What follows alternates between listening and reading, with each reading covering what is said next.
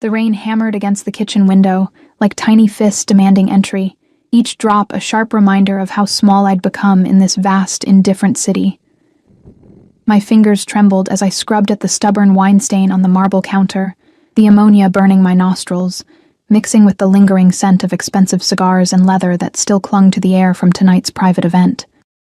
3 years in New York, and I was still just another invisible hand keeping the machine running, cleaning up after people who would never see my face. The restaurant had emptied hours ago, but I remained as always, finishing what others left behind. My back ached, a dull throb that had become my constant companion since I'd picked up the double shifts. The black uniform they made us wear hung loose on my frame now. I'd lost weight I couldn't afford to lose, surviving on coffee and whatever the kitchen staff didn't throw away at closing. I was so focused on the stain that I didn't hear him enter. "You missed a spot." The voice cut through the silence like a blade. Smooth, dark, and laced with something that made every hair on my body stand at attention.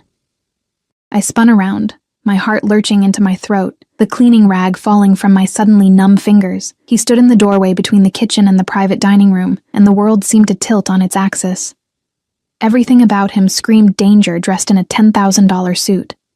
The fabric clung to broad shoulders with the kind of precision that only came from custom tailoring, charcoal gray that somehow managed to look black in the dim kitchen light. His presence filled the space in a way that had nothing to do with his height, though he was tall, easily over 6 feet, and everything to do with the raw power that emanated from him like heat from a flame, but it was his face that made my breath catch. Young, maybe early 30s, with sharp aristocratic features that belonged on a Renaissance sculpture. Dark hair swept back from a face too beautiful to be real, except for the eyes. God, those eyes. They were the color of whiskey held up to firelight, amber and gold and absolutely merciless as they fixed on me with an intensity that made me want to run and stay perfectly still at the same time. I'm sorry, sir. The restaurant is closed. My voice came out smaller than I intended, swallowed by the vast space between us. He didn't move, but somehow the air grew thicker. Behind him, I caught movement, a shadow that resolved into a man built like a concrete wall, dressed in black, his hand resting casually near his jacket, in a way that made my stomach clench. Security, the kind that didn't ask questions before acting. "I'm aware." He took a step forward, and I instinctively backed against the counter, my hip hitting the edge hard enough to bruise. "I own the building." Of course he did. Men like him owned everything. The scent of him reached me then, expensive cologne, something with notes of cedar and smoke, underlaid with something darker, more primal. It wrapped around my senses like silk, foreign and intoxicating in a way that terrified me. I'd spent my entire life around people who smelled like sweat and desperation. This was different. This was the scent of power, of money, of a world I could never touch. I was just finishing up, I managed, my fingers gripping the counter behind me for support. "I'll be out of your way in... What's your name?" The question stopped me cold. Men like him didn't ask for names. We were faces that blurred together, interchangeable parts in their perfect machines. "Sophia," I whispered, and hated how small it sounded in the cavernous kitchen. He tilted his head slightly, studying me with those predatory eyes, and I felt stripped bare under his gaze. My cheap shoes with the worn soles, the uniform that had seen better days, the exhaustion I couldn't hide no matter how much concealer I used, he saw all of it. And instead of the dismissal I expected, something flickered in those amber depths. Interest. Attention. The kind that made prey freeze in the headlights. "Sophia." He repeated my name like he was tasting it, rolling it around in his mouth to test its flavor. "Do you know who I am?"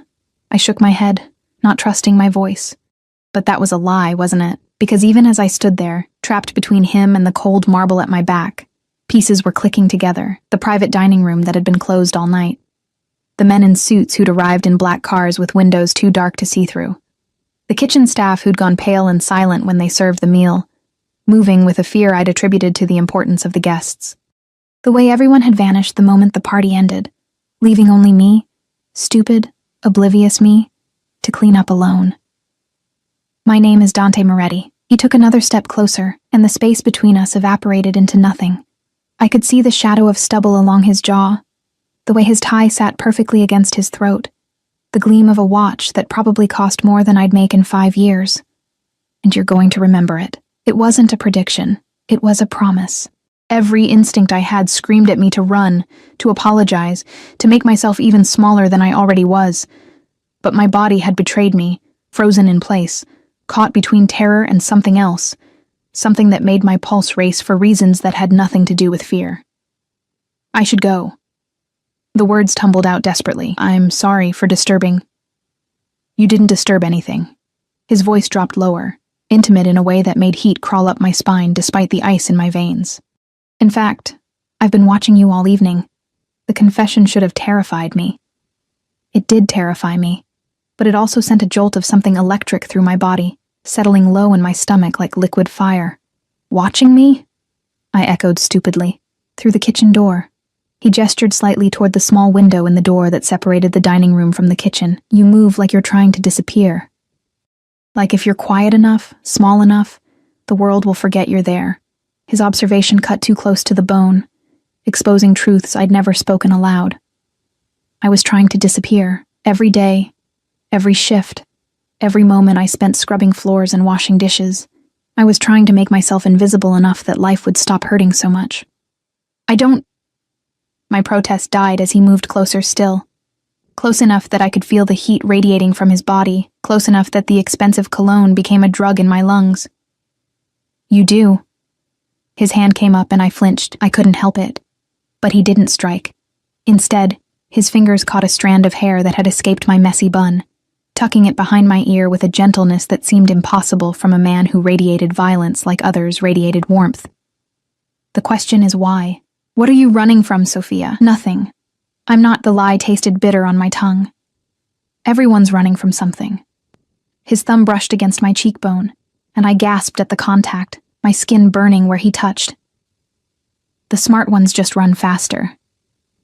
I should have pulled away, should have ducked under his arm and bolted for the door, but I was paralyzed, caught in the gravity of him, drowning in those amber eyes that saw too much, understood too much. I need to finish cleaning, I whispered, the last desperate attempt to break whatever spell he was weaving around us. No. The word was soft but absolute. You need to come upstairs with me. The world stopped. My heart stopped. Everything stopped. What? The question came out as barely more than a breath. I have a proposition for you. He stepped back slightly, giving me space that somehow felt like abandonment. Come upstairs to my office. Have a drink. Hear what I have to say. I can't. My mind scrambled for excuses, for reasons, for anything that would let me escape this moment. I have to get home. Where's home? The question was casual, but his eyes were anything but. That studio apartment in Queens? The one with the broken heater and the landlord who hasn't fixed the leak in 3 months? Ice flooded my veins. How do you? I make it my business to know things. He said it like it was the most natural thing in the world, like invading my privacy was just another Tuesday evening. I also know you're 2 months behind on rent, that you're working 3 jobs just to keep that shithole, that you send money back to your mother in Pennsylvania every month even though you can barely feed yourself. Each word was a hammer blow, shattering the illusion of anonymity I'd wrapped around myself like armor. He'd peeled away my layers, exposing the raw desperation underneath, and I had no defense against it. Why? The question came out broken, barely held together. Why would you know any of that? Because I wanted to. His smile was dangerous, beautiful in the way a predator was beautiful. And I always get what I want, Sophia. Always. The certainty in his voice should have repulsed me. Instead, it ignited something treacherous in my chest. A spark of want, of need, of the dangerous fantasy that someone like him could want someone like me. I'm nobody, I said, trying to make him understand. You're someone who caught my attention. He held out his hand, palm up, an invitation and a command all at once, and that's the most dangerous thing you could be. I stared at his hand, strong fingers, immaculate nails, a signet ring on his pinky that probably had more history than I had future. Taking it would change everything. I knew that with a bone-deep certainty that terrified me. Whatever waited upstairs, whatever proposition he had, it would mark a before and after in the story of my life. Behind him, the security guard shifted. A subtle reminder that I wasn't really being given a choice. Not really. Men like Dante Moretti didn't make requests. They made offers that sounded like requests, and the smart move was always to accept. But something in me hesitated, some last scrap of self-preservation that recognized the cliff edge I was standing on. What if I say no? I needed to know, needed to understand exactly how much power I was surrendering. His smile widened, but it never reached his eyes. Then you walk out that door, go home to your broken apartment, and wake up tomorrow to the same life you've been living. Nothing changes. Nothing gets better. He paused, letting the words sink in like stones. But you'll always wonder what might have happened if you'd been brave enough to say yes. The manipulation was transparent, obvious even to me in my exhausted, terrified state. But that didn't make it less effective. Because he was right. If I walked away now, I'd spend the rest of my life wondering. And wondering, I'd learned, was its own special kind of torture. My hand moved before my brain caught up, fingers trembling as they touched his palm. His hand closed around mine immediately, warm and strong and absolutely inescapable. The contact sent electricity shooting up my arm, settling in my chest like lightning in a bottle. "Good girl," he murmured, and the words shouldn't have affected me the way they did. Heat pooling in my stomach, breath catching in my throat, he tugged me gently away from the counter, and I followed, my legs moving on autopilot. The security guard fell into step behind us as Dante led me through the kitchen, past the dining room where hours ago I'd glimpsed him through that window, eating and drinking and commanding the attention of every man at the table with nothing more than his presence. We reached an elevator I'd never noticed before, hidden behind what I'd thought was a storage closet. Dante pressed his palm against a scanner, and the doors slid open with a soft hiss, revealing an interior of polished wood and brass that looked like it belonged in a different century. As we stepped inside, his hand still holding mine, I caught our reflection in the brass-framed mirror. The contrast was devastating. Him, immaculate and powerful, every inch the king of whatever dark empire he ruled. Me, small and faded beside him, a shadow trying to stand in the sun.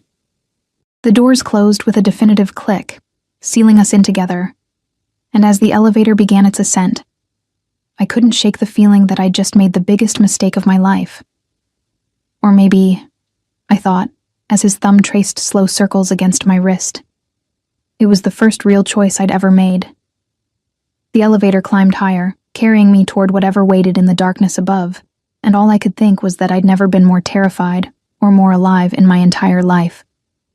The elevator doors opened onto a world I'd only seen in movies. The penthouse spread before me like a fever dream rendered in marble and glass, floor-to-ceiling windows that transformed the New York skyline into a glittering backdrop, furniture that looked like it belonged in a museum, art on the walls that I suspected was original despite my complete inability to afford such knowledge. Everything gleamed with the kind of cleanliness that came from people like me scrubbing it daily, people who vanished into service hallways before anyone important could see them. Dante's hand remained wrapped around mine as he guided me inside, and I felt the security guard's presence fade as he took position outside the elevator, a silent sentinel between this world and everything else. "Sit." Dante released my hand, gesturing toward a leather sofa that probably cost more than my car. If I'd had a car. "I'll get us drinks." I perched on the edge of the cushion, afraid to lean back, afraid to touch anything more than absolutely necessary. My reflection stared back at me from the dark windows, a ghost in a cheap uniform haunting a palace. What was I doing here? What could a man like Dante Moretti possibly want from someone like me? He moved to a bar cart near the windows, his movements fluid and controlled, each gesture economical. Even the way he poured whiskey into crystal glasses spoke of breeding, of a life where every action was deliberate, considered. He'd removed his suit jacket, and I could see the play of muscles beneath his white shirt, the holster strapped beneath his left arm, barely visible, but unmistakably there. The gun should have terrified me. Instead, it confirmed what I'd already known. Dante Moretti was dangerous in ways I couldn't begin to comprehend. "You're wondering why you're here," he returned with 2 glasses, pressing one into my hands before settling into the chair across from me. Not beside me. The distance felt intentional, like he was giving me space to breathe while still keeping me within reach. "Yes." My fingers wrapped around the glass, desperate for something to hold on to. "Drink first." His eyes tracked my movements as I raised the glass to my lips. "Then we'll talk." The whiskey burned, going down, harsh and smoky, and nothing like the cheap beer I occasionally allowed myself. It spread warmth through my chest, loosening the knot of tension that had taken up permanent residence between my shoulder blades. Better? A hint of amusement colored his tone. I don't understand what's happening, I admitted, setting the glass down on the coffee table before I could do something stupid like drain it in one gulp. Why am I here? What do you want from me? Dante studied me over the rim of his glass, those amber eyes dissecting me piece by piece. Tell me, Sophia, what do you know about the Moretti family? The name clicked into place with the force of a sledgehammer. Moretti. I'd heard it whispered in the restaurant, seen it in newspapers I couldn't afford to buy but caught glimpses of in subway stations. The Moretti family wasn't just wealthy, they were infamous. Old money wrapped around older power, the kind that came from controlling things the government pretended didn't exist. I know you're not people I should be around, I whispered, fear crystallizing in my stomach. Smart. He leaned forward, resting his elbows on his knees, and suddenly the distance between us felt like nothing at all. But you're here anyway. That makes you either very brave or very stupid. I think we both know which one, I said, surprising myself with the bitter honesty. His laugh was low and genuine, transforming his face from beautiful to devastating. I think you're braver than you realize. It takes courage to survive the way you have. 3 jobs, no family support except what you send away, barely keeping your head above water but refusing to drown. He paused, taking a slow sip. I admire that. Admiration doesn't explain why I'm in your penthouse at midnight, I countered, finding some hidden reserve of spine I didn't know I possessed. Maybe it was the whiskey. Maybe it was exhaustion finally overriding self-preservation. No, it doesn't. He set down his glass with careful precision. You're here because I have a problem, Sophia. And I think you might be the solution. My heart hammered against my ribs.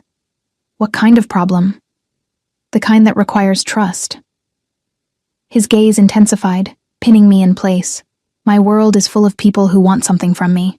Power, money, connections, protection. Everyone has an angle, an agenda. It makes genuine interaction complicated. I almost laughed at the absurdity. And you think I don't want something from you? You just told me you know I'm drowning in debt. Of course you want something. He stood, moving to the windows, his silhouette outlined by the city lights. But you're honest about your desperation. You don't hide it behind fake smiles and manufactured charm. You're raw, real. And that's exactly what I need. I don't understand. The words felt inadequate, but they were all I had. He turned back to me, and the intensity in his expression made my breath catch. I need someone to accompany me to certain events. Business dinners, charity galas, family gatherings. Someone who won't ask questions, who won't try to leverage the connection, who will simply be there. Like an escort? The word tasted wrong on my tongue. Like a companion. His correction was sharp. There's a difference. I'm not asking you to sleep with me, Sophia. I'm asking you to be seen with me.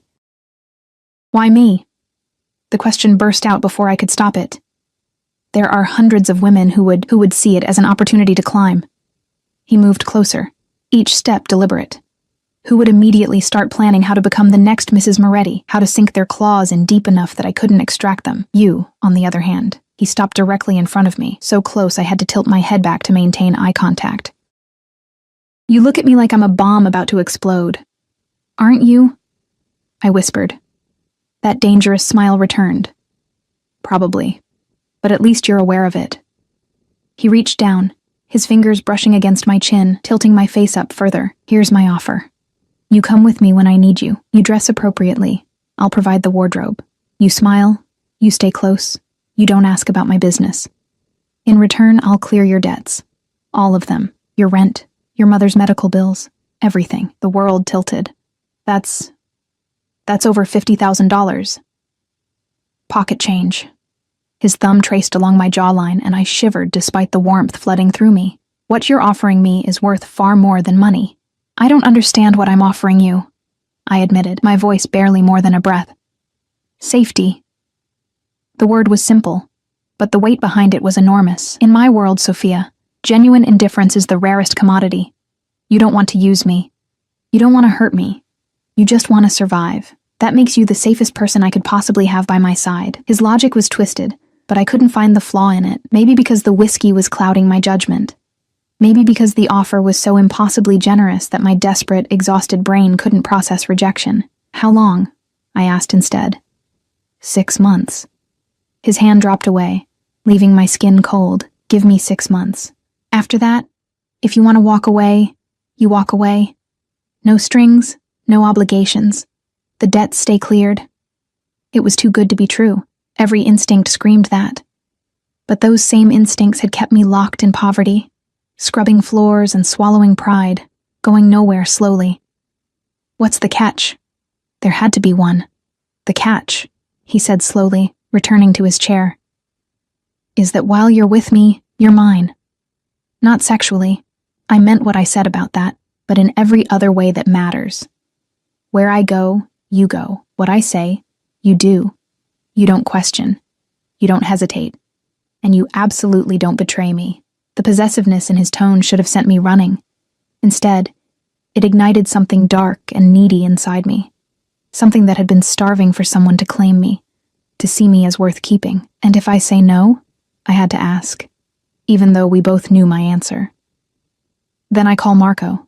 That's the guard outside, and he'll escort you home. You'll go back to your life, and I'll find someone else. He leaned back, supremely confident.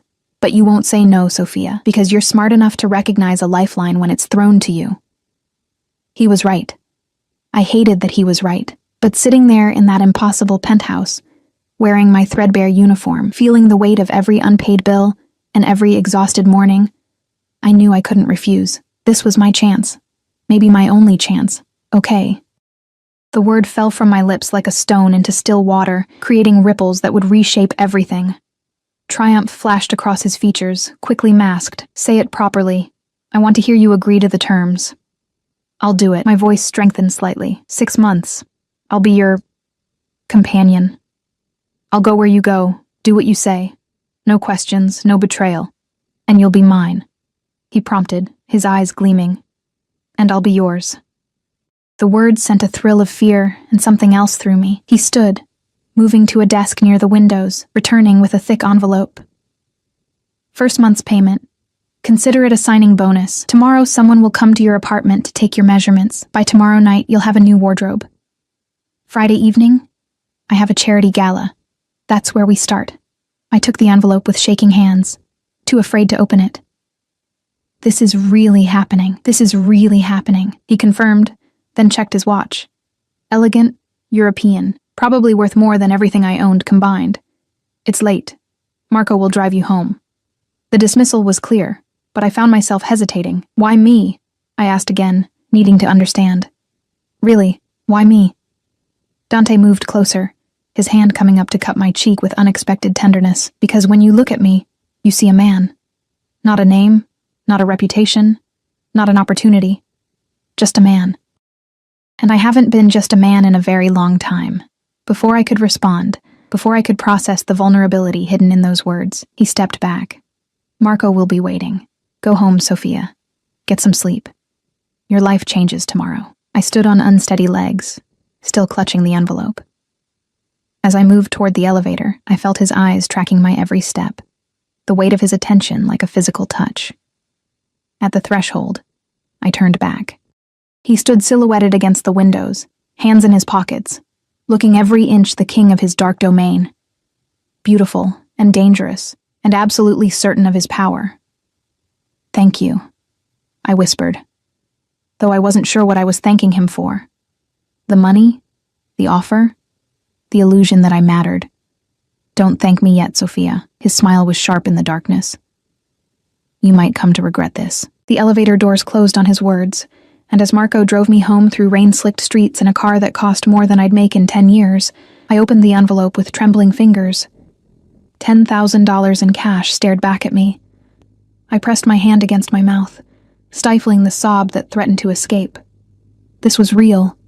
This was happening. And as the city lights blurred past the window, I couldn't decide if I'd just been saved or damned. Maybe, I thought as exhaustion finally crashed over me. It was both. The next morning arrived with cruel punctuality, sunlight stabbing through the gaps in my broken blinds like accusatory fingers. I'd barely slept. How could I? With $10,000 hidden beneath my mattress and the memory of Dante Moretti's amber eyes burning through my thoughts like a brand. I'd counted the money 3 times before hiding it, my hands shaking so badly I kept losing track. Real. It was real. Not a dream. Not a hallucination born from exhaustion and desperation. I'd made a deal with a man who wore danger like cologne, and now I had to live with the consequences. My phone buzzed at exactly 9 a.m., an unknown number flashing across the cracked screen.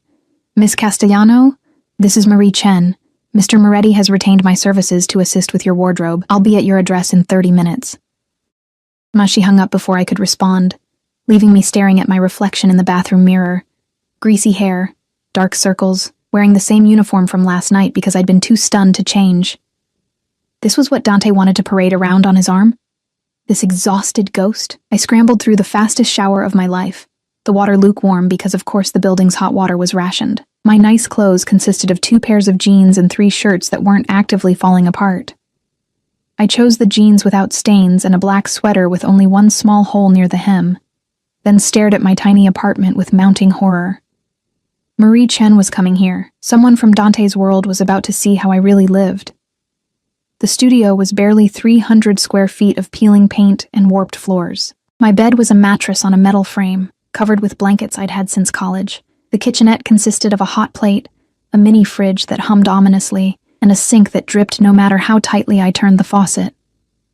The leak Dante had mentioned, the one he somehow knew about, had created a permanent water stain on the ceiling, brown and spreading like a disease.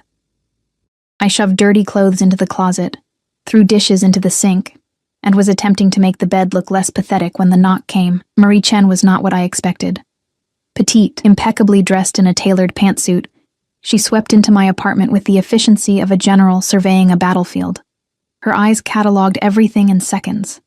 The poverty, the desperation, the sheer impossibility of my situation.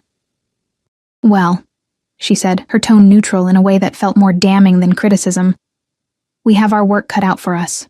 Behind her, 2 assistants carried in garment bags, shoeboxes, and cases I couldn't begin to identify. They transformed my pathetic studio into a makeshift boutique with practiced ease, hanging clothes on a portable rack, arranging accessories on my rickety table. "Strip," Marie commanded, pulling out a measuring tape. "Everything off except undergarments." I hesitated, suddenly aware of how worn my bra was, how the elastic in my underwear had long since given up. But Marie's expression brooked no argument, so I peeled off my clothes with burning cheeks, standing in the middle of my apartment in my shame while she measured every inch of me with clinical precision. "Size 2, she muttered, making notes on a tablet. "Probably were a 4 before the weight loss. We'll need to account for that. Mr. Moretti wants you fed properly." She glanced up sharply. "When's the last time you ate a full meal?" "Yesterday?" The lie was transparent. Try again. 3 days ago. The admission tasted like failure. "I had ramen." Marie's expression softened fractionally. "One of you, go to the deli on the corner. Get soup, sandwich, fruit, actually edible food." She turned back to me. "You'll eat while we work." Mr. Moretti was very specific. He wants you healthy. The casual possessiveness in her words, "he wants you healthy," sent a shiver through me that had nothing to do with standing half naked in my cold apartment. For the next 3 hours, Marie orchestrated a transformation that felt more like an invasion. She brought dresses and fabrics I'd never touched, silk, cashmere, Italian wool, shoes that cost more than my monthly rent, jewelry that made my hands shake when she fastened it around my throat, makeup, skincare products, hair treatments, an arsenal of femininity that I'd never had access to, never even dreamed of affording. "The gala is tomorrow night," Marie explained as she demonstrated proper skincare technique, her fingers surprisingly gentle as they smoothed cream across my face. "Mr. Moretti will collect you at 7. You'll wear the midnight blue dress. It brings out your eyes. Hair down, minimal jewelry. He wants you to look elegant but not ostentatious." "Does he always dictate what women wear?" The question escaped before I could stop it. Marie's smile was knowing. "Mr. Moretti dictates everything, Miss Castellano. The sooner you accept that, the easier your life will be." She stepped back, examining me with a critical eye, "But for what it's worth, His taste is impeccable. Trust him. Trust him. The man who'd invaded my privacy, learned my secrets, and bought my compliance with money I desperately needed. Trust him. What else should I know? I asked instead, watching as her assistants packed away the clothes I wouldn't be wearing tomorrow, leaving only the essentials. Don't speak unless spoken to at first. Just observe. Don't drink too much. Mr. Moretti needs you clear-headed. Don't wander away from him. There will be people there who would love to use you against him. She paused, her expression turning serious. And whatever you see, whatever you hear, forget it the moment you leave. His world has rules, Miss Castellano. Break them, and the consequences are severe. Fear crawled up my spine. What kind of consequences? The kind we don't discuss. Marie handed me her card. My number. Call if you need anything before tomorrow. Mr. Moretti wants you comfortable. After they left, my apartment looked both better and worse. The new clothes hanging in my closet mocked everything else I owned. The skincare products lined up on my bathroom sink seemed to highlight the water damage and mold. I was Cinderella with one foot in the ball and one still trapped in the ashes. I forced myself to eat the sandwich they'd brought, though it sat like stones in my shrunken stomach. Then I pulled out my laptop, ancient, held together with tape and prayer, and did what I should have done last night. I researched Dante Moretti. The results made my blood run cold. Articles about the Moretti family's alleged connections to organized crime, photographs of Dante at exclusive events, always surrounded by men who looked like they killed people for a living, a Wikipedia page that listed his business ventures, nightclubs, restaurants, real estate, but everyone knew those were fronts. The comments sections whispered about protection rackets, money laundering, worse things that people were too afraid to name, and the women. God, the women.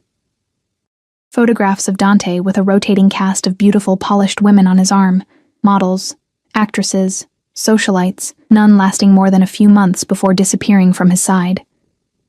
What happened to them? Where did they go? The internet offered no answers, just speculation and rumor. One article from 6 months ago caught my attention. Moretti Empire in turmoil after betrayal. The details were vague, protected by legal threats, but it mentioned a trusted associate who'd stolen from the family. The associate had vanished shortly after the article published. No body found. No arrests made. Just gone. I slammed the laptop shut, my heart racing. What had I agreed to? What had I walked into? My phone buzzed again. Another unknown number.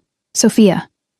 Dante's voice poured through the speaker like dark honey, and despite everything I'd just read, my body responded. Pulse quickening, breath catching. Marie tells me the fitting went well. She's very thorough, I managed, hating how breathless I sounded. She's the best. A pause. How are you feeling about tomorrow? Terrified. Excited. Completely out of my depth. Fine. His low chuckle suggested he knew I was lying. You researched me. It wasn't a question. My blood froze. How did you... I know everything you do, Sophia. I told you that. No anger in his tone. Just certainty. What did you find? Enough to know I should be afraid of you. Honesty seemed safer than lies. Good. The word wrapped around me like chains. Fear will keep you careful. Careful will keep you safe. And I need you safe, Piccola. Do you understand? The Italian endearment, little one, shouldn't have affected me, but it did. Why do you need me safe? Because you're mine now. Absolute. Simple. Terrifying. What's mine, I protect. What threatens what's mine, I destroy. Those are the rules. I should have argued. Should have pushed back against the possessiveness that dripped from every word. But sitting in my pathetic apartment, surrounded by evidence of his wealth and power, I felt the truth settle into my bones. I wasn't a companion. I was a possession. And Dante Moretti protected his possessions with the same ruthlessness he used to eliminate his enemies. I'll be ready tomorrow, I whispered, because what else could I say? 7 o'clock. Wear what Marie selected. And Sophia? His voice dropped lower, intimate. Sleep well tonight. Tomorrow, you enter my world. There's no going back after that. He hung up before I could respond, leaving me clutching the phone like a lifeline in shark-infested waters. That night, I dreamed of amber eyes and silk ties, of hands that could caress or kill with equal ease. I dreamed of drowning in luxury while chains made of gold wrapped around my wrists, and when I woke, gasping, In the cold darkness of my apartment, I couldn't tell if the dreams were warnings or promises. Friday evening arrived too quickly and not quickly enough. I spent the day in a haze of anxiety, calling in sick to my shifts. The first time I'd ever done that. The money hidden under my mattress whispered that I could afford it now. But guilt gnawed at me anyway. My co-workers depended on me. My boss would be furious, but Dante had made it clear. When he called, I answered. Everything else was secondary. I started getting ready at 5, following Marie's instructions with trembling hands. The shower, the lotions, the careful application of makeup that made me look like a stranger. Polished, elegant, almost beautiful. The midnight blue dress slid over my skin like water, hugging curves I'd forgotten I had. The neckline dipping low enough to be sophisticated without being indecent. The heels added 3 inches to my height, but felt like stilts. I practiced walking in my tiny apartment, wobbling like a newborn deer, until I could manage a few steps without breaking my ankle. By 6:45, I was ready. By 6:55, I was pacing. By 7 exactly, the knock came. But it wasn't Dante at my door, it was Marco, the security guard from the elevator, his expression neutral as he took in my transformation. "Mr. Moretti is waiting downstairs, Miss Castellano." Of course he was. Men like Dante didn't climb stairs to collect their possessions. They waited, and the world came to them. Marco escorted me down the narrow stairwell, no elevator in my building, and out onto the street where a black car idled at the curb. Not just any car. A Bentley, sleek and dangerous. Windows tinted so dark I couldn't see inside. Marco opened the back door, and suddenly I was face to face with Dante Moretti. If he'd been devastating in a suit before, he was absolutely lethal in a tuxedo. Black on black, tailored to perfection. A bow tie that somehow made him look both civilized and savage. His hair was swept back, revealing the sharp planes of his face, and those amber eyes tracked every inch of me with an intensity that made my skin burn. "Bellissima," he murmured, the Italian rolling off his tongue like a caress. "Get in, Sophia. It's time." I slid into the car beside him, hyper-aware of every point where our bodies almost touched, and as Marco closed the door, sealing us in leather-scented luxury, I felt the last threads of my old life fall away. Dante's hand found mine in the darkness, his fingers threading through mine with possessive certainty. "Ready?" he asked, though we both knew it didn't matter if I was or not. The car pulled away from the curb, carrying me toward a world of glittering danger, and all I could do was hold onto Dante's hand and pray I'd survive what came next. The gala was held at the Metropolitan Museum of Art, because of course it was. Dante's world didn't do things halfway. If there was going to be a party, it would be in a temple to beauty and wealth, surrounded by art worth more than small countries. The car glided to a stop at the base of the museum's iconic steps, where a red carpet stretched upward like a river of blood. Cameras flashed in the darkness, photographers jostling for position behind velvet ropes, their lenses hungry for the next shot, the next scandal, the next story to sell. My hand tightened involuntarily around Dante's, panic clawing at my throat. "Breathe, Piccola." His voice was low, meant only for me. "Stay close to me. Smile if you want, but you don't have to. Just don't look afraid." "I am afraid," I whispered. "I know." His thumb traced circles against my palm, a gesture that should have been comforting, but felt more like a claim being staked. "But they don't need to know that." Marco opened the door, and suddenly the muffled chaos outside became a roar.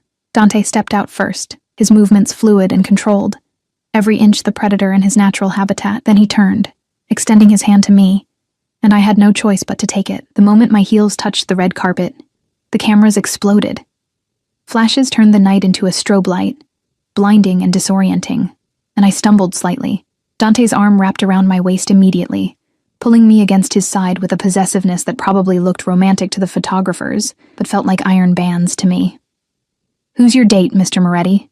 someone shouted from behind the ropes. "Is this official?" another voice called out. "Miss, what's your name?" Dante ignored them all, guiding me up the steps with the confidence of a man who owned every space he entered.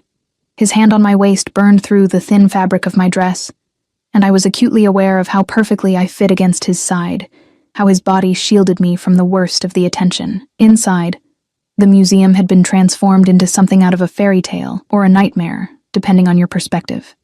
Crystal chandeliers cast golden light across marble floors. Wait staff in crisp white uniforms circulated with champagne and hors d'oeuvres that probably cost more than my weekly grocery budget. And the people. God, the people. Diamonds dripped from throats and wrists. Designer gowns swept across the floor. These were the kind of people who appeared in Forbes and Vogue, who summered in the Hamptons and wintered in Aspen. And I was supposed to pretend I belonged here. Dante. A silver-haired man in an immaculate tuxedo approached, his smile wide but his eyes calculating. I didn't know you were bringing a guest. Last-minute decision, Senator. Dante's hand moved from my waist to the small of my back, a subtle but unmistakable claim. Sophia, this is Senator Blackwell. Senator. Sophia Castellano. The senator's eyes raked over me, assessing, categorizing. I saw the moment he dismissed me as irrelevant. Just another pretty face on Dante's arm, here today and gone tomorrow. Charming, he said, already turning his attention back to Dante. We should talk about that development project in Brooklyn. I have some concerns about the zoning. Not tonight. Dante's voice carried an edge that made the senator's smile falter. Tonight is for charity, remember? It was a dismissal wrapped in civility, but the senator recognized it for what it was. He backed away with a tight nod, and I felt Dante's hand press more firmly against my back. That's how you handle them, he murmured against my ear, his breath warm against my skin. Polite but firm. Never give them more than they deserve. I didn't say anything, I pointed out, hyper-aware of his proximity, the way his cologne wrapped around me like smoke. Exactly. His lips curved into a smile that didn't reach his eyes. You're learning already. The evening became a blur of faces and names I'd never remember. Dante guided me through the crowd with expert precision, his hand never leaving my body. Sometimes at my waist, sometimes on my back, occasionally sliding down to my hip in a gesture that made my breath catch and my skin flush. He introduced me to businessmen and socialites, politicians and celebrities, each interaction carefully orchestrated, and I began to understand what he'd meant about needing someone who wouldn't use him. These people circled like sharks, each one looking for an opening, an angle, a way to leverage proximity to Dante Moretti into something valuable. They smiled with their mouths, but calculated with their eyes, and the few women who approached us looked at me with a mixture of envy and contempt. You're doing well, Dante said during a rare moment of privacy, tucking me into an alcove away from the main crowd. He handed me a glass of champagne, my second of the evening, because he'd been monitoring my intake like a hawk. Better than I expected. I'm not doing anything, I said honestly. I'm just standing here trying not to fall in these heels. His laugh was genuine, transforming his face into something almost human. You're giving me exactly what I need. A moment of peace in a room full of vultures. His hand came up to cup my cheek, the gesture tender in a way that confused me. Thank you. Before I could respond, a woman's voice cut through the moment like a knife.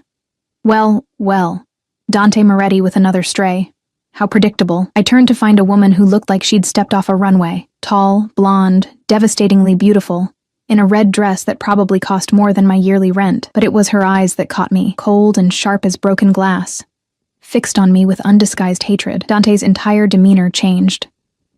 The warmth vanished, replaced by something arctic and dangerous. His hand dropped from my face but immediately found my waist, pulling me against him with bruising force. Vanessa. His voice could have frozen fire. I didn't realize you'd be here, Father insisted. She moved closer, her gaze never leaving me. He said you were bringing someone new. I had to see for myself. She looked me up and down slowly, deliberately. She's not your usual type. Too plain. The insult landed like a slap, and I felt heat flood my cheeks. Because she was right. I was plain compared to her, compared to all the women I'd seen in those photographs online. What was I doing here? Careful, Vanessa. Dante's warning was soft but deadly. You're speaking about something that belongs to me. The possessiveness should have bothered me. Instead, it sent a thrill through my body that I didn't want to examine too closely. Vanessa's perfectly painted lips curved into a cruel smile. Belongs to you? How long until you get bored and discard this one too? A month? 2? She leaned closer, her perfume cloying and expensive. Tell me, darling. Has he told you what happened to the last girl who thought she was special? That's enough. Dante's voice cracked like a whip, and suddenly Marco was there, materializing out of nowhere. Escort Miss Vanessa back to her father. Now, you can't just... Vanessa started, but one look at Dante's face silenced her. I'd never seen someone's expression turn so cold, so utterly devoid of mercy. This was the man who made people disappear. This was the monster beneath the beautiful mask. Marco took Vanessa's arm, gently, but inexorably, and guided her away. She threw one last venomous look over her shoulder before vanishing into the crowd. The moment she was gone, Dante's hand moved to my chin, tilting my face up to meet his eyes. The coldness was still there, banked but not extinguished. "Are you all right?" he asked, and I heard genuine concern beneath the anger. Who was she? My voice shook slightly. And what happened to the last girl? Vanessa is the daughter of a business associate. She thinks we have an understanding. His thumb brushed across my lower lip and I shivered. We don't. As for the last girl, he paused, something dark flickering across his features. She betrayed me. She thought she could steal from me and disappear. She was wrong. What did you do to her? I had to know, even though part of me didn't want the answer. What I do to everyone who betrays me. His eyes bored into mine, making sure I understood. I made sure she could never do it again. The implication hung between us, heavy and terrible. And yet, standing there with his hand on my face, his body pressed against mine, I couldn't make myself pull away. Because beneath the fear, beneath the rational voice screaming at me to run, there was something else, something that responded to his darkness, with a hunger I didn't understand. "Are you afraid of me now?" he asked softly. "Yes," I whispered. "Good." He leaned closer, his lips brushing against my ear. "Fear will keep you honest, and honesty will keep you safe. Remember that, Sophia." Before I could process his words, he straightened, his public mask sliding back into place. "Come. There's someone I want you to meet." He guided me through the crowd again, but everything had changed. I was acutely aware of the danger radiating from him, of the way people instinctively moved out of his path, and I was aware of my own traitorous body, responding to his touch, despite knowing what he was capable of. We approached an older man holding court near a massive marble sculpture. 60s, distinguished, with silver hair, and eyes that missed nothing. The group around him parted immediately when they saw Dante approaching. "Uncle Salvatore." Dante's voice warmed slightly, the first genuine warmth I'd heard all evening. "I'd like you to meet Sofia Castellano." The old man's eyes sharpened with interest, studying me with an intensity that rivaled Dante's. "Castellano? Italian?" "My grandfather was from Sicily," I managed, my voice steadier than I expected. "Ah." Something shifted in Salvatore's expression. "Good bloodline. And what do you do, Miss Castellano?" The question was a test. I could feel Dante tense beside me, waiting to see how I'd answer. I could lie, inflate my importance, or I could tell the truth and risk embarrassing him. "I work in restaurants," I said simply. "Whatever needs doing." Salvatore's eyebrows rose, and I braced for judgment. Instead, he laughed, a deep, genuine sound. "Honest." "When's the last time you brought someone honest to these things, Dante?" "Too long," Dante admitted, and I felt his hand squeeze my waist approvingly. "Keep this one," Salvatore advised, his eyes twinkling. "The honest ones are rare." As we moved away, Dante pulled me closer. "You surprised me," he murmured. "Most would have tried to seem more impressive." "I'm not impressive," I said. "Lying about it won't change that. You're wrong." His voice dropped to that intimate register that made my stomach flutter. "You're the most impressive person here. You're surviving a world that wants to break you, and you're still standing. That's worth more than all their money and connections combined." His words shouldn't have affected me so deeply, but they burrowed into my chest and took root. When's the last time someone had seen my struggle as strength instead of failure? The rest of the evening passed in a haze.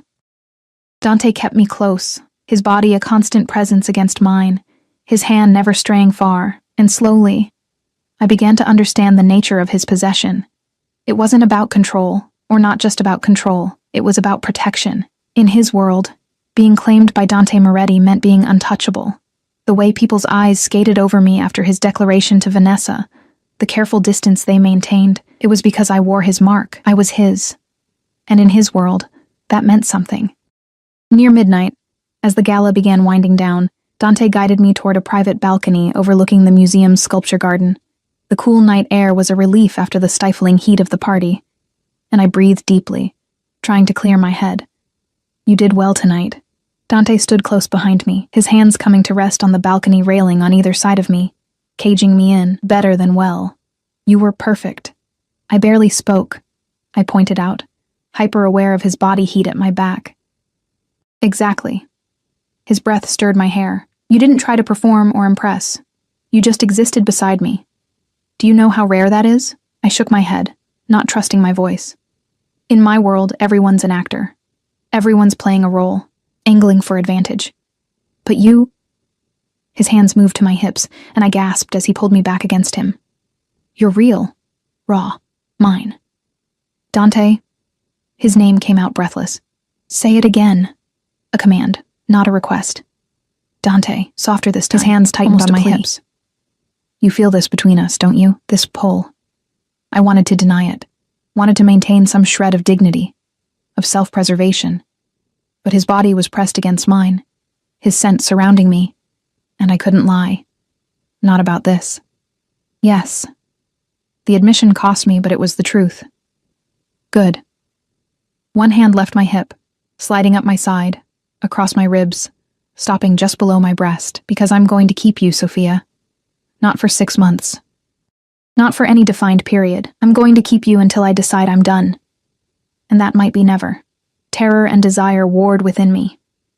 That wasn't our agreement. Agreements change.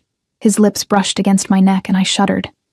I changed my mind the moment I saw you in that kitchen, scrubbing counters like your life depended on it. You were so determined, so focused, completely unaware that I was watching, and I knew. You were going to be mine.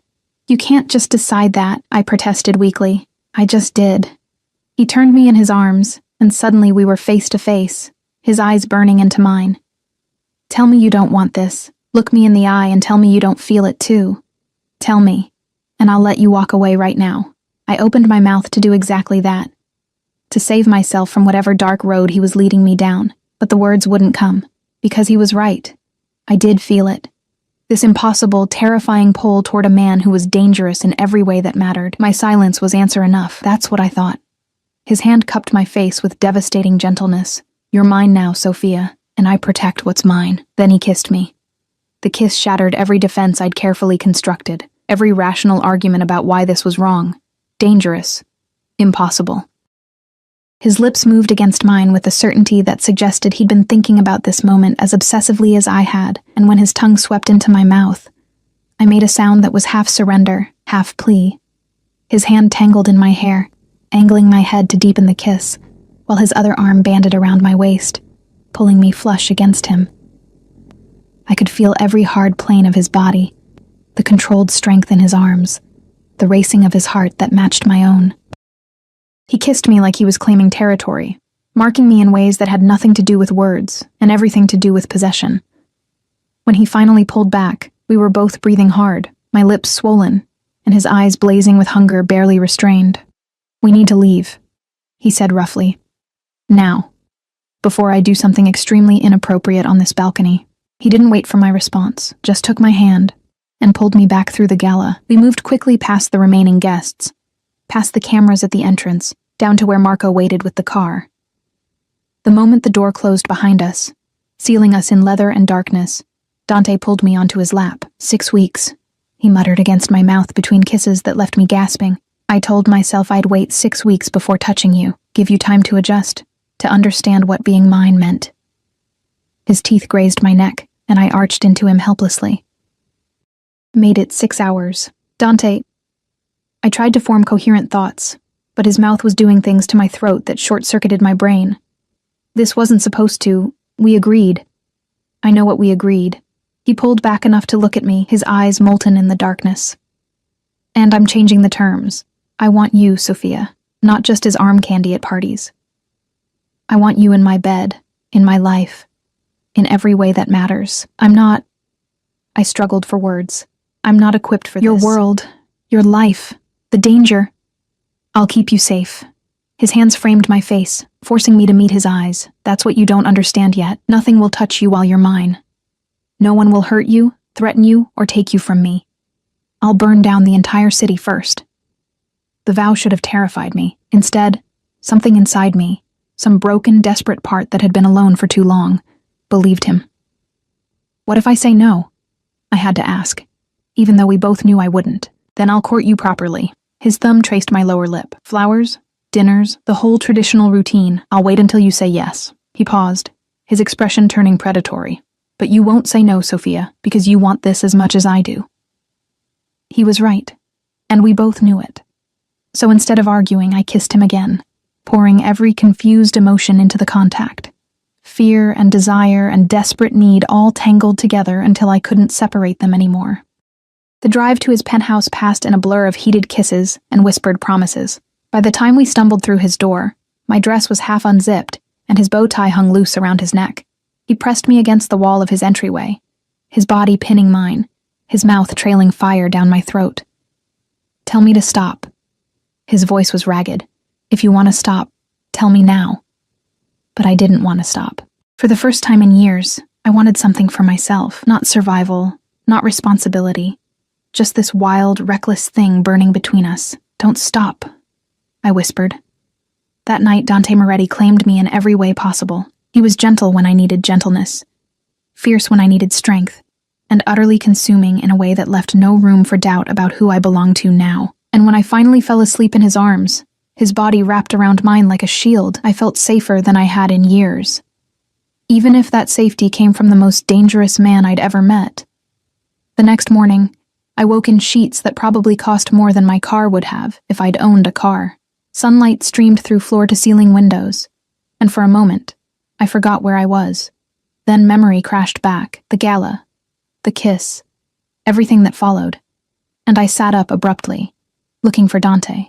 He stood by the windows, already dressed in tailored slacks and a crisp white shirt, phone pressed to his ear. When he saw me awake, his expression softened in a way I was learning meant affection in his carefully controlled world. "Handle it," he said into the phone, then hung up. "Good morning, Bellissima." "Hi." I pulled the sheet up, suddenly self-conscious in the morning light. He crossed to the bed, sitting on the edge, his hand finding my face with the familiarity of someone who'd earned the right to touch. "Regrets?" "I don't know yet," I admitted honestly. "Should I have them?" "Probably." His smile was wry. "But it's too late now. You're in this with me." Before I could respond, his phone buzzed again. He glanced at the screen, and his expression darkened. "I need to handle something. Stay here. Don't leave the penthouse." "What's wrong?" "Business." He kissed my forehead, already moving toward the door. "Marco will be outside if you need anything. I'll be back soon." He left before I could ask more questions, and I was alone in his enormous penthouse, wearing nothing but expensive sheets and poor life choices. I spent the morning exploring carefully, afraid to touch anything that looked too expensive. The place was immaculate, professionally cleaned, obviously, with none of the comfortable clutter that made a space feel lived in. This wasn't a home. It was a fortress disguised as luxury. In the bathroom, I found new toiletries still in their packaging. My preferred brands, I realized with a start. How had he known? But of course he had. Dante made it his business to know everything. I showered and dressed in one of the outfits Marie had left at my apartment. Jeans and a cashmere sweater that felt like wearing a cloud. I was attempting to make coffee in his intimidatingly high-tech kitchen when I heard raised voices from the hallway. "Told you to wait downstairs," Marco's voice sharp with tension. "I need to see him. Now," a woman's voice, familiar from last night. "Vanessa." My stomach dropped. I moved toward the door, unsure if I should hide or confront, when it burst open. Vanessa swept in, looking immaculate despite the early hour, her eyes scanning the space until they landed on me. "Well?" Her smile was poison. "He works fast, doesn't he? Miss Vanessa, you need to leave." Marco stood in the doorway, his hand near his weapon. "It's fine, Marco." I found my voice, channeling the dignity Dante had seen in me even when I couldn't see it myself. "What do you want, Vanessa?" She moved closer, her heels clicking against the marble floor. "To warn you, that's all. Woman to woman. Warn me about what? About what happens to girls like you in Dante's world." She circled me slowly, predatory. "You think you're special. You think he actually cares about you?" You're a novelty, sweetheart. A project. He gets bored with projects. And you're bitter because you wanted to be one. I shot back, surprising myself with the venom. Her eyes flashed. I'm trying to save you. The last girl who got too close, who thought she meant something. She's gone now. Vanished. And before her, there was another. They all think they're different. They all think they can change him. She leaned in close. They're all wrong. Get out. Dante's voice cut through the tension like a blade. He stood in the doorway, and the fury radiating from him made the air feel electric. Now. Vanessa paled but held her ground. I don't care. He moved into the room with lethal grace, positioning himself between us. You came into my home uninvited. You threatened what's mine. Leave now, or I'll have Marco remove you less gently. Your father will hear about this, Vanessa hissed. Tell him. Dante's smile was terrifying. Tell him I've found someone worth protecting. See if he cares. Vanessa's composure cracked. With a final venomous look at me, she swept out, Marco following to ensure she actually left. The moment the door closed, Dante turned to me. Are you all right? Did she hurt you? No, just words. I wrapped my arms around myself. Is it true? About the other girls? His jaw tightened. There have been women before you. None of them lasted because none of them were real. They wanted the money, the power, the status. When they tried to leverage it, when they betrayed me. He moved closer. I dealt with them accordingly. What does that mean? I needed to hear him say it. It means I made sure they couldn't hurt me or my family again. I didn't kill them, if that's what you're asking. But I made sure they understood the consequences of crossing me. And what makes you think I won't betray you? The question hung between us. Because you're terrified of me, but you're still here. He cupped my face gently. Because you could have run a dozen times and you didn't. Because when I look at you, I don't see calculation. I see fear and desire and honesty. His forehead pressed against mine. I see someone worth keeping. I'm still scared, I whispered. Good. That means you're smart. He kissed me softly. But I need you to trust me, Sophia. Can you do that? Trust the monster. Trust the man who admitted to destroying people who crossed him. Trust someone who'd invaded my privacy and bought my compliance. But when I looked into his eyes, I saw something beneath the predator. Vulnerability, loneliness, the desperate need to find something real in a world built on lies. And I realized we weren't so different, him and me. Both of us trying to survive in worlds that wanted to break us. Both of us desperate for something genuine.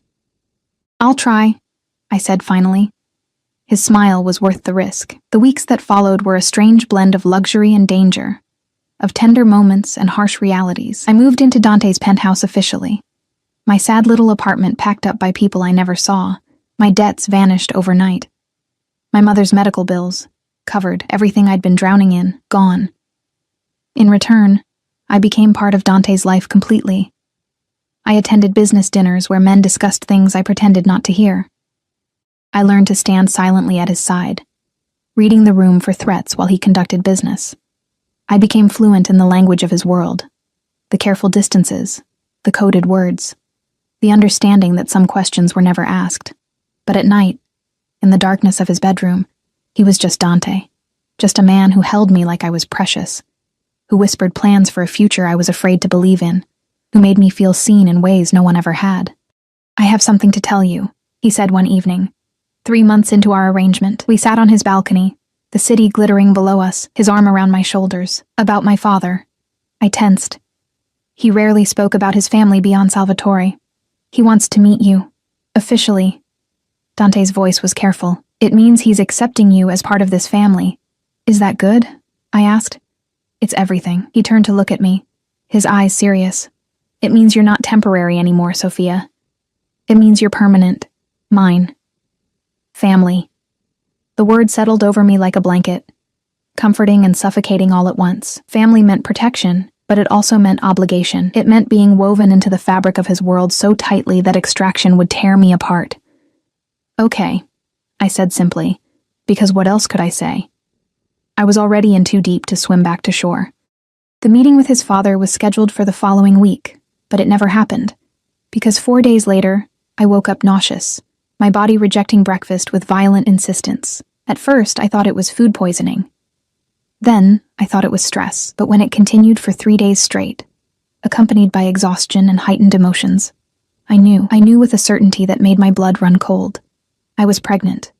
The pregnancy test I bought at a pharmacy 3 blocks from Dante's building, too afraid to buy it anywhere closer, confirmed what my body already knew. 2 pink lines that changed everything. I stared at the test in the pharmacy bathroom, my hand shaking so badly I nearly dropped it. What was I going to do? How could I tell Dante? We'd been careful, mostly careful, but apparently not careful enough. And now, I was carrying the child of a man who destroyed people for betraying him, who'd built his life on violence and control. What kind of father would he be? What kind of life could I give a child in his world? I wrapped the test in toilet paper and shoved it deep in my purse, my mind racing. I needed time to think, to figure out how to tell him, to understand what this meant for us. But fate, it seemed, had other plans. That evening, Dante came home earlier than usual, his expression thunderous. "We have a problem." "What kind of problem?" I asked, trying to keep my voice steady, hyper-aware of the pregnancy test hidden in my purse across the room. "Someone's been asking questions about you, about your background, your family, why you're with me." His eyes burned with barely contained fury. "Someone's trying to use you against me." My blood ran cold. "Who?" "I don't know yet, but I will." He pulled me against him, his arms like steel bands. "I'm sending you away, somewhere safe, just until I handle this." "No." The word burst out before I could stop it. "I'm not leaving you." "It's not a request, Sophia." His voice turned hard. "You're in danger, real danger, and I won't risk you." We argued for hours, his insistence meeting my stubborn refusal. I couldn't leave now, not when I needed to tell him about the baby, not when everything was about to change. Finally, exhausted, we went to bed, the argument unresolved. Dante held me tightly, as if he could protect me through sheer force of will, and I lay awake, one hand pressed against my still flat stomach, wondering how to tell him that he wasn't just protecting me anymore. The next morning I woke alone. Dante had left early, a note on his pillow saying he'd be back by evening. I spent the day in a haze of anxiety, the pregnancy test burning a hole in my consciousness. I needed to tell him. Today. When he got home, I'd tell him everything. But when evening came, it wasn't Dante who walked through the door. It was Marco, his face grave. "Miss Sophia, you need to come with me. Now." "What's wrong? Where's Dante?" "There's been an incident. He's fine," Marco added quickly, seeing my panic. "But he needs you somewhere secure. Please. We need to go." I grabbed my purse, the purse with the test still hidden inside, and followed Marco to the car. We drove through the city in tense silence, taking turns I didn't recognize, heading toward a part of town I'd never been. "Where are we going?" I finally asked. "Safe house." "Mr. Moretti's orders." Marco's eyes never stopped scanning the streets. "Someone made a move tonight. He wants you protected until it's handled." The safe house turned out to be a nondescript building in Queens, the kind of place no one would look twice at. Marco escorted me to a third-floor apartment, sparsely furnished but clean, with bars on the windows and multiple locks on the door. "Stay here. Don't leave for any reason. Don't answer the door unless you hear the code word." He handed me a phone, a burner, by the looks of it. "Mr. Moretti will call when it's safe." "Marco. He'll explain everything." Marco's expression softened slightly. "He's trying to protect you, Miss Sophia. Let him." Then he was gone, and I was alone in a strange apartment, pregnant with the child of a Mafia boss who'd just sent me into hiding. I spent that night clutching the burner phone, jumping at every sound, but the call never came. Hours stretched into dawn, and still nothing. I tried to stay calm, tried to trust that Dante knew what he was doing, but as morning light crept through the barred windows, panic began to set in. Where was he? What had happened? Was he safe? The phone finally rang at noon, and I nearly dropped it in my haste to answer. "Dante?" "Sophia." His voice was rough, exhausted. "Are you all right?" "I'm fine." "What happened? Where are you?" "I can't explain now, but it's handled. I'm coming to get you." He paused. "I'm sorry you had to spend the night there. I wanted you close, but it wasn't safe." "I don't care about that. Relief flooded through me. I just need you here. 2 hours. I promise. His voice softened. I love you, Sophia. I should have said it before, but I'm saying it now. I love you. The words hit me like a physical blow. Dante. 2 hours, he repeated. Then the line went dead. I sat in stunned silence, his confession echoing in my ears. He loved me. This dangerous, beautiful, terrifying man loved me, and I was carrying his child. I pulled the pregnancy test from my purse, staring at those 2 pink lines. In 2 hours, I'd tell him. In 2 hours, everything would change again. But first, I needed to use the bathroom. The nausea was back with a vengeance. I just flushed, was washing my hands, when I heard it. The sound of the locks clicking open, too early. Dante had said 2 hours, and it had only been 10 minutes. Marco? I called out, drying my hands, my heart beginning to race. Is that you? No response. Just footsteps, heavy and deliberate, moving through the apartment. Fear froze me in place. I looked around the bathroom frantically, searching for a weapon, for an escape, but there was nothing. Just a window too small to climb through and a door that opened into danger. The footsteps stopped outside the bathroom. Then a voice, low and unfamiliar. We know you're in there, Miss Castellano. Come out. We just want to talk. Every instinct screamed at me to stay hidden, to wait for Dante. But the test was still on the bathroom counter, visible evidence of my secret. I couldn't let them find it, couldn't let them have that weapon to use against Dante. I grabbed the test, shoving it in my pocket, and opened the door. 3 men stood in the apartment, all armed, all watching me with predatory interest. The leader smiled, and it was the cruelest expression I'd ever seen. There you are, Mr. Moretti's little pet, he gestured to the others. Bring her. The boss wants to meet the girl who made Dante Moretti go soft. I tried to run, tried to fight, but it was useless. They grabbed me easily, zip-tying my wrists, and I realized with dawning horror that they'd been waiting for Dante to leave me alone. This wasn't random. This was planned. As they dragged me toward the door, all I could think was, I never told him. I never told him about the baby. And now, I might never get the chance. They took me to a warehouse on the waterfront, the kind of place where screams wouldn't carry and bodies could disappear into the river without anyone noticing. They threw me into a chair, the metal cold against my back, and zip-tied my ankles to the legs. The leader, tall, scarred, with eyes like a dead fish, circled me slowly. Do you know why you're here, Miss Castellano? No. My voice shook, but I forced myself to meet his gaze. Because Dante Moretti took something from us. So we're taking something from him. He crouched in front of me, his smile widening. You. Terror clawed at my throat, but beneath it something else stirred. Rage. These men thought I was just a possession to be traded. A weakness to exploit. They had no idea what Dante would do to them for this. He'll kill you, I said flatly. All of you. When he finds out, we'll already be gone. And you... He reached out, his finger trailing down my cheek in a mockery of Dante's tenderness. You'll be our message, our proof that the mighty Moretti isn't untouchable. The door burst open with explosive force, and Dante strode in like an avenging angel dressed in a blood-spattered suit. Behind him, Marco and 6 armed men fanned out, weapons drawn. The transformation in Dante was terrifying. This wasn't the man who held me gently at night, or whispered sweet words against my skin. This was the monster, unleashed and hunting, Sophia. My name was a command, his eyes finding me immediately, cataloging every injury, every terror. Then his gaze shifted to the leader, and his expression turned arctic. You touched what's mine. Moretti? The leader tried for bravado, but I heard the fear underneath. This doesn't have to... You put your hands on her. Dante moved forward with lethal grace. You zip-tied her wrists. You dragged her from a safe house I personally secured. Each word was punctuated by another step. You made her afraid. It was just business. Dante's gun came up, the movement so fast I almost missed it. The shot echoed through the warehouse, and the leader crumpled, screaming, his kneecap shattered.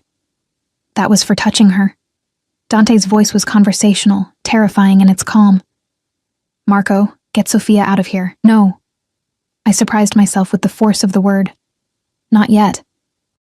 Dante's eyes snapped to mine, something dangerous and possessive flaring in their depths. Sophia. I need to tell you something first. My voice steadied as I held his gaze. Before anything else happens, I need you to know. Understanding flickered across his face. He holstered his weapon and crossed to me in 3 strides, cutting the zip ties with a knife that appeared from nowhere. His hands were gentle as he helped me stand, checking me over for injuries. Tell me, he commanded softly, his hands cupping my face. I reached into my pocket, pulling out the crumpled pregnancy test. I'm pregnant. The world stopped. Everyone in the warehouse froze, but I only saw Dante. Saw the shock ripple across his features, followed by something that looked like wonder, fear, and fierce possession all at once. He couldn't finish the sentence, his eyes dropping to my stomach. About 6 weeks, I think. I just found out. I was going to tell you, but then tears I'd been holding back finally spilled over. I was so afraid I'd never get to tell you. His hands moved to my stomach, pressing gently against the flat plane, and something in his expression cracked open. Mine, he breathed. You're carrying my child. Yes. The kiss he gave me then was desperate, claiming, a vow made without words. When he pulled back, his eyes were blazing. Marco, take her to the car, now. And if anyone so much as breathes in her direction, shoot them. Dante, I started. I have to finish this, Piccola. But I swear to you, I'll be right behind you. He kissed me again, softer this time. Go. Keep our baby safe. Marco escorted me out, and as the warehouse doors closed behind us, I heard screams start. I didn't look back. Some things I'd learned were better left unseen. An hour later, Dante returned to the penthouse, his hands washed clean, but his eyes still carrying the shadow of what he'd done. He found me on the couch, wrapped in a blanket, one hand pressed protectively against my stomach. He knelt before me, his head bowing to rest against my knees. I'm sorry. I'm so sorry you had to go through that. It wasn't your fault. My hands found his hair, threading through the dark strands. They made their choice. I destroyed them. His voice was matter-of-fact. Every single one. They'll never threaten you or our child again. Good. The word should have horrified me. Instead, it felt like justice. He looked up, his eyes searching mine. A baby. We're having a baby. Is this okay? I know we never discussed. Okay? He laughed, the sound raw and genuine. Sophia, you're giving me everything I never knew I wanted. A family. A real family. Not the one built on blood and obligation, but one built on vulnerability crossing his features. On love. You love me? I needed to hear it again. Needed to know last night's confession wasn't just fear talking, more than I thought possible. He rose, pulling me into his arms. You came into my world terrified and desperate, and somehow you tamed the monster. You made me want to be better, to build something that won't crumble under the weight of violence. I didn't tame anything, I protested. You're still dangerous. For you. To protect you. His hand covered mine on my stomach. And now, to protect them. Our child will grow up safe, Sophia, I swear it. Over the next months, as my body changed and grew, so did our lives. Dante became fiercely protective, almost obsessively so.